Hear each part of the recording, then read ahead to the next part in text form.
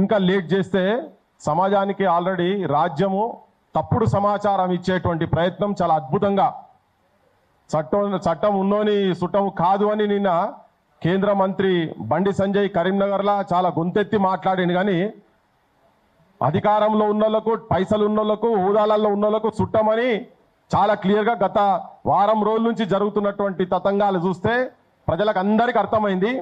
ప్రతి ఒక్కరికి మనసులో ఎవరిని ముట్టుకున్నా కానీ గింత ఘోరమా, గింత అన్యాయమా, ఒక మైనర్ బాలిక మీద అత్యాచారం జరిగింది అని చెప్పని తీసుకుపోయి తల్లి పిటిషన్ ఇచ్చేందుకు పోతే సాయంత్రం 6 గంటల నుంచి రాత్రి 12:45 వరకు పోలీస్ స్టేషన్లో కూర్చోబెట్టిండ్రు. అప్పటికి కూడా ఏంది అక్నాలెడ్జ్మెంట్ ఇచ్చడానికి అంటే ఒక కంప్లైంట్ తీసుకుపోయి పోలీస్ స్టేషన్ పోతే ఈ ప్రజాప్రభుత్వంలో దాదాపు 7 నుంచి 8 గంటలు, అది రాత్రి అయినా కానీ ఒక తెలంగాణ ఆడబిడ్డను, బతుకమ్మతో సమానమైనటువంటి ఆడబిడ్డను పోలీస్ స్టేషన్ల బాధతోని, ఇబ్బందితోటి అరిసి పట్టుకొని పోతే కూర్చోబెట్టేటువంటి పరిస్థితి ఇలా తెలంగాణ రాష్ట్రంలో ఉంది. అప్పటికి కూడా అక్నాలెడ్జ్మెంట్ ఇచ్చిన తర్వాత ఆ అక్నాలెడ్జ్మెంట్ గురించి కూడా 10 రోజుల నుంచి పోలీస్ స్టేషన్లో చుట్టూ తిరుగుతుంటే కూడా పట్టించుకోలేవారు. ఆఖరికి తెల్లారితే మోడీ వస్తాడు కనుక ప్రధానమంత్రి ముంగట సభలో పోయి నేను ఆత్మహత్య చేసుకుంటా మీరు తీసుకుని కేసు కూడా మళ్ళా పొద్దుటి దాకా ప్రయత్నం చేసి ఆమెతో ఎట్లనే చేసి విడ్రా చేపిస్తాడుగా ప్రయత్నం చేసి ఒక దొంగ కేసు కరీంనగర్లో పెట్టించి మళ్ళా సంజయ్ కొడుకుతోటి కరీంనగర్లో బుక్ చేపించి అట్లా కూడా బెదిరించే ప్రయత్నం చేసినా కానీ వాళ్ళు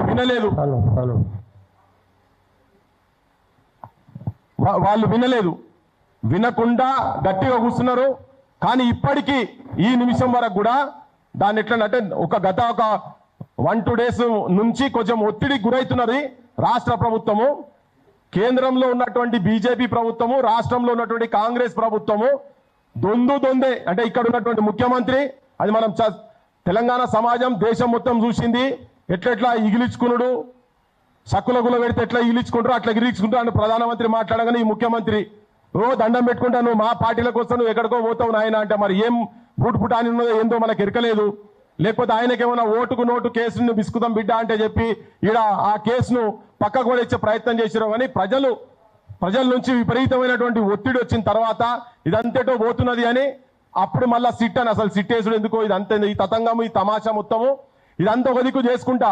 ఇప్పుడు ముఖ్యంగా దీన్ని ఇంత తొందరపడి పెట్టుడు ఏంటంటే బండి సంజయ్ మొన్న మాట్లాడుకుంటా ఒక దిక్కు కార్యకర్తలు నేను బీజేపీ జెండాను మోసిన, కాషాయ జెండాలు నా భుజం మీద వేసుకొని నేను నిజాయితీగా వచ్చిన జనమంతా కూడా, తెలంగాణ జనమంతా కూడా జనాన్నే నా అన్నలు అనుకున్నా, జనాన్నే నా తమ్ముళ్ళు అనుకున్నా, జనాన్నే నా కుటుంబ సభ్యులు అనుకున్నా, నా అక్కలు అనుకున్నా, చెల్లెలు అనుకున్నా అని ముచ్చట చెప్పుకుంటేనే నా కొడుకు తప్పు చేస్తే ఏ శిక్షకైనా శిక్ష పడేది ఉంటే దేనికైనా కానీ పడాల్సిందే, చట్టం ముంగట ఎవరు అతిథులు కాదని చెప్పుకుంటూనే ఏం మాట మాట్లాడి అంటే ఒక్కొక్కరిని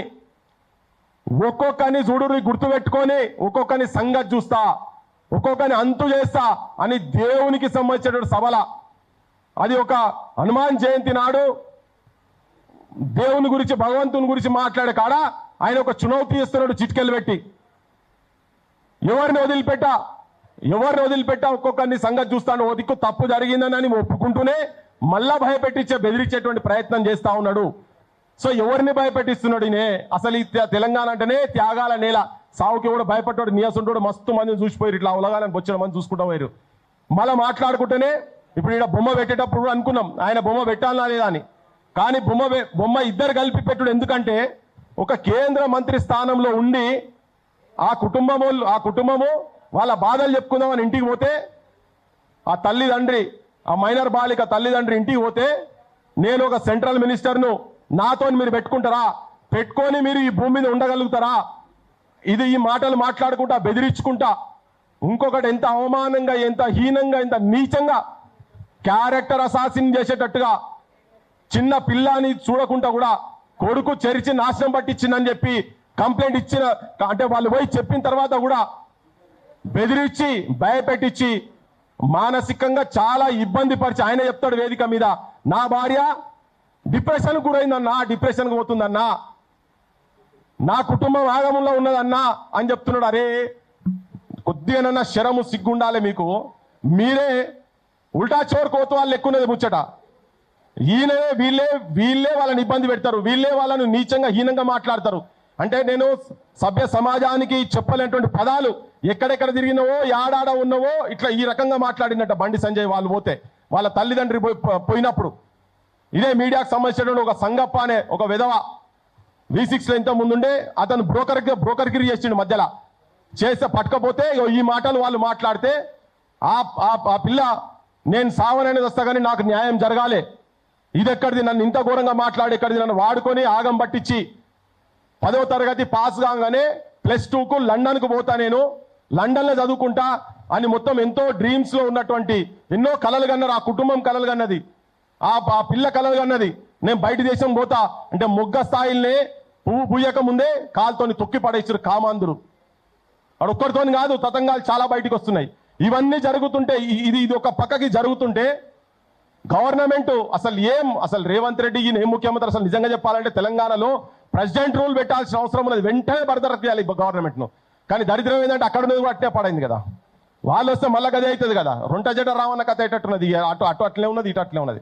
సో ప్రజలకు ఇప్పుడు ఇంత జరుగుతుంటే కొంతమంది అంటే బీజేపీలో ఉన్నటువంటి వాళ్ళు కూడా చాలా మంది మదన పడుతున్నారు, అది వేరే విషయం. కొంతమంది ఇంత బహిరంగంగా నిస్సిగ్గుగా ఏమాత్రం లజ్జ లేకుండా మానవత్వం లేకుండా ఆ మైనర్ బాలికను తన క్యారెక్టర్ అసాసిన్ చేసేటట్టుగా ఏవేవో మార్పుడు అవోటి ఇవోటి ఏవేవో బజాట్ల పట్టించేసి పంపుతా ఉన్నారు.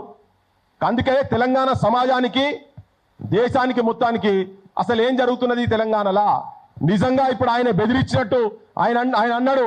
మరి ఇప్పుడు వాళ్ళు మానసికంగా డిప్రెషన్కి పోతుంటే మీరు డిప్రెషన్ కాదు ఆల్రెడీ చంపిపడేసిరు, వీళ్ళని కుటుంబాన్ని నాశనం పట్టించేసిరు. ఆఖరికి 50,000 రూపాయలకు అదేదో వచ్చి డిమాండ్ చేసిరు, 50,000 రూపాయలు కావాలని చెప్పని మేము పంపించినాము, 5 కోట్లు అంటున్నారు, ఓసారి 5 లక్షలు అంటున్నారు. ఇట్లా ముచ్చట పెట్టి జనానికి ఏంటంటే వీళ్ళు ఏదో పైసల గురించి పోయిన వాళ్ళు లెక్క 100 కోట్లు ఉన్నాయి వాళ్ళ దగ్గర. ఆ కుటుంబాన్ని తొక్కిపడేసి నాశనం చేసి మళ్ళా పక్కకు 2-3 అయ్యగారాసంటోళ్ళని ఏసాలు వేసిన వాళ్ళని పక్కకు నిలబెట్టుకొని ఎంత అద్భుతంగా మాట్లాడుతున్నాడంటే దేవునికి పెట్టినటువంటి సభల ఆయనే దుర్మార్గుడు, ఆయనే అధర్మం చేసి, ఆయనే అన్యాయం చేసి, ఆయనే మోసం చేసి, ఆయనే దగా చేసి, తోకా చేసి, ఆయన కొడుకు చేసిండు, ఈయన చేసిండు. బయటికి వచ్చి లాభ లక్ష్మణ జానకి జై బోధో హనుమానికి అని నినాదాలు ఇప్పిస్తున్నాడు. ఇది జనాలు అని తింటున్నాం. జై శ్రీరామ్ జై శ్రీరామ్ అని శ్రీరాముడు చెప్పినాడా నీకు ఈ పనులు చేయమని, చెత్త పనులు చేయమని చెప్పి?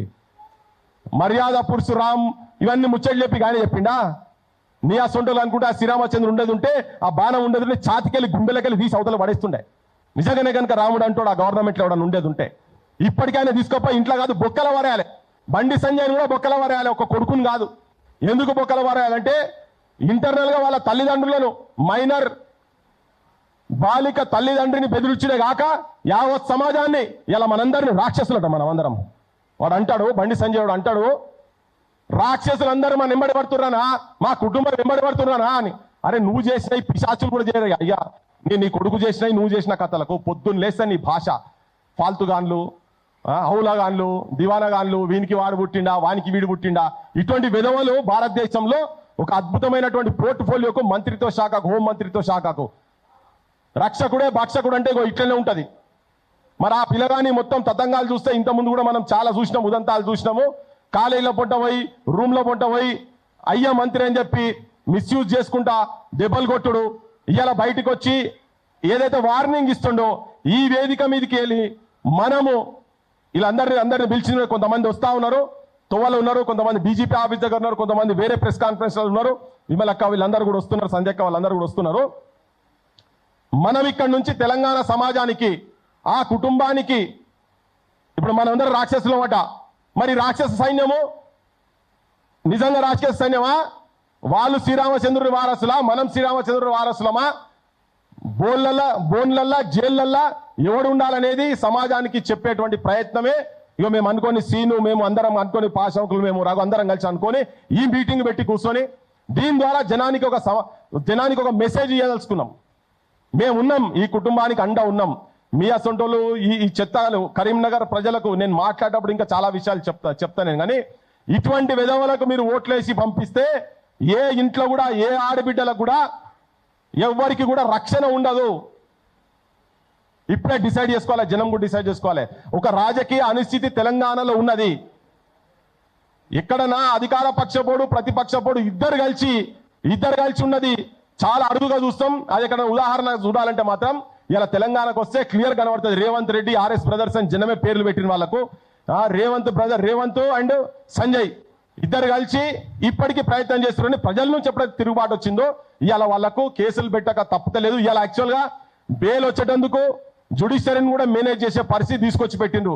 ఇలా జ్యుడిషియరీ గురించి మాట్లాడుతున్నా అనుకున్నారు. ఇలా నోట్ల కట్టలతోని జడ్జిల ఇళ్లలో నోట్ల కట్టలు దొరుకుతున్నాయి. చాలా జడ్జిమెంట్లు, ఈవెన్ నిరుద్యోగులకు సంబంధించిన జడ్జిమెంట్లు కూడా ఎట్లా వచ్చినా మనకు అందరికి ఎరికే. నిరుద్యోగులను అడిగితే దాని మీద ఓ గ్రంథాలు చెప్తారు వాళ్ళు ఏ టైంలో ఎట్లా జరిగింది అనే సంగతి. అందుకని అన్నింటిని మేనేజ్ చేసే ప్రయత్నం చేస్తా ఉన్నారు. కాబట్టి ఆల్రెడీ గవర్నమెంట్లో రెండు కలిసి ఉన్నాయి. కానీ ఇలా ప్రజలుగా మనం ఆ కుటుంబానికి అండగా ఉండాలి. ఇటువంటి దుర్మార్గులను శ్రీరామచంద్రుని పేరు చెప్పుకొని ప్రజలను, వాస్తవాలను, నిజాల గురించి నిలబడేటువంటి వ్యక్తులను రాక్షసులని చెప్తున్నాడు కదా, అటువంటి వాళ్ళను ఈ పిశాచులు, రాబందులు, ఈ క్రూరులు, ఈ మృగాలు, బండి సంజయ్ ఒక మృగాన్ని సమాజానికి ఎట్లా మృగం అవుతాడో ఏందో అనేది కూడా ఇది అసలు వాస్తవాలు ఏంటి, ఫ్యాక్ట్స్ ఏంటి, వాళ్ళు ఎక్కడ మభ్య పెడుతున్నాడు, ఎక్కడ కప్పిపుస్తున్నారు, ఈ గుండాల భాష ఏంటిది, ఈ సంపుడు భాష ఏంటిది, ఈ అంతం చేస్తామనేటువంటి లాంగ్వేజ్ ఎక్కడికి వెళ్ళి వచ్చింది, ఏ శ్రీరామచంద్రుడు ఎక్కడ చెప్పిండు, మీరు ఏ గ్రంథాలలో ఉన్నాయి ఇవన్నీ, హిందూ మత ముసుగులా మీరు చేస్తున్నటువంటి లంగ పనులు. అసలైన హిందువులము ఈ భారతదేశ సంస్కృతిని, సాంప్రదాయాలను, ఆచారాలను, కట్టుబాట్లను ఇక్కడ అన్ని కాపాడే నిజమైన హిందువులం ఇక్కడ కూర్చొని ఉన్నాం. ఇలా నిన్ననే చెప్పిండు సుప్రీంకోర్టు జడ్జి చెప్పిండు, హిందుత్వం అంటే అదొక వే ఆఫ్ లైఫ్ అని, ఒక జీవన విధానం అని. ఆ జీవన విధానాన్ని గుండెలలో నింపుకున్న వాళ్ళందరం ఇక్కడ ఉన్నాం. నువ్వు చెప్తున్నటువంటి రాక్షస జాతి ఏది ఉన్నారో అసలైన హిందువులం మేము, మీరు నకిలీ గాన్లు, మీరు డూప్లికేట్ గాన్లు, దొంగలు మీరు. చాలా బాహాటంగా సమాజం కూడా బరి గీయాల్సిన అవసరం ఉన్నది. అటుపక్కకి ఎవడు ఉంటాడో ఇటుపక్కకి ఎవడు ఉంటాడో క్లియర్ కట్ గా ఇప్పుడు తేలాలే. వాళ్ళు సంపే భాష మాట్లాడుతారు. వెంటనే ఆయనను మంత్రి పదవి నుంచి తీసి పడాలి, లేకపోతే ఈ బురద మొత్తం బీజేపీ గవర్నమెంట్ కు, నరేంద్ర మోడీ కూడా తగులుతుంది. అరే ఎట్లా పోక్సో అందరికి ఇదే న్యాయం జరుగుతుందా? ఈ చట్టం కింద పోక్సో పెట్టిందే, ఆ చట్టం పెట్టిందే ఇటువంటి క్రిమినల్ నా కొడుకుల గురించి పెట్టిండ్రు. కానీ ఇన్ని రోజుల తర్వాత కూడా ఇంకా ఆయన మేలు పెడుతుందట గవర్నమెంట్కు, ఆయన మేలు పెడుతుండు. డీజీపీ అంటే మాట్లాడతాడు, ఎంత వాస్తవమో తెలియదు. కానీ పోలీసు వాళ్ళంతా ప్రధానమంత్రి సెక్యూరిటీ కార్డు ఉన్నారని పురియం. ఇది ఎక్కడ ఆయన ఏం మాటలు మాట్లాడుతున్నారు ఇవన్నీ. సో ఇప్పటిదాకా వీళ్ళు రక్షించే ప్రయత్నం చేసిండ్రు. ఒక దుర్మార్గుణ్ణి, ఒక నీచుణ్ణి, ఒక కిరాతకుణ్ణి, ఒక కసాయిగాన్ని. నేను చాలా హార్ష్ పదాలు వాడుతున్నా, నేను కూడా చాలా స్ట్రాంగ్ మెసేజ్ జనంకి ఏదలుచుకున్నా. జనం ఎటు పక్కకుంటాడు, ఎందుకు కసాయి, ఎందుకు నీచుడు, అభంశువం తెలుగుని ఒక చిన్న పిల్లను తన ఫ్యూచర్ ఎక్కడో బయటి దేశాల్లో పోయి చదువుకుంటా అని చెప్పి డిసైడ్ అయిన పిల్లను ఫస్ట్ పరిచయం పేరుతోటి, తర్వాత మంచిగున్నదని చెప్పి కళ్ళు పడి కామాంధులు లెక్క ప్రేమాన్ని వెంటబడి, కాదు అని అంటే పెళ్లి చేసుకుంటా అని చెప్పని ఎంబడిపడి, ఆఖరికి ఏమేం చేసిండు అంత సమాజానికి అంత తెలుసు. అంత చేసినాక పెళ్లి చేసుకుంటా, నీ ఇంటికి వస్తా, నా ఇంటికి వస్తా అని అందరిని తీసుకుపోయి అడ్డి తిప్పి ఇవాళ అవే ఫోటోలు పెట్టి సమాజంలో తిప్పుతున్నాడు. క్యారెక్టర్ అసాసిన్ చేస్తున్నాడు ఆ పిల్లను. బేస్ మెచ్చుకోవాలి నిజంగా. సమ్మక్క సారక్క వారసురాలు, రాణి రుద్రమదేవి వారసురాలు, సాకలైలమ్మ వారసురాలు కనుక ఆ తల్లి పోయి పోలీస్ స్టేషన్లో కూర్చున్నది. నువ్వు పెడతావా, చర్య తీసుకుంటావా లేదంటే మామూలు విషయం కాదు. పెద్ద పర్వతాన్ని గడపార పెట్టి కొడుతున్నట్టుగా ఇప్పుడు వాళ్ళు బండి సంజయ్ని ఎదురించేందుకు. ఇంత జరిగినాక కూడా నిర్లజ్జగా, నిస్సిగ్గుగా వేదికల మీదకి ఎక్కి ఉల్టా డాగులు బెదిరిస్తున్నాడు చూసినావా. దాన్ని తెలంగాణ సమాజం మొత్తం ఖండించాల్సిన అవసరం ఉన్నది, వీళ్ళ పక్షాన నిలబడాల్సిన అవసరం ఉన్నది. అందుకే మేమిడ ఉన్నాం. తెలంగాణ సమాజాన్ని మొత్తం ఒక్కటి చేద్దాం. ఇటువంటి దుర్మార్గులను రేపు రాజకీయంగా భూస్థాపితం చేయాలి. వీళ్లకు మంత్రి పదవులు కాదు, తీసుకుపోయి బొక్కల వారేయాలని చెప్పిన డిమాండ్లతోటి మేము లాస్ట్కి వచ్చే వరకు అన్ని డిమాండ్లు పెడతాం.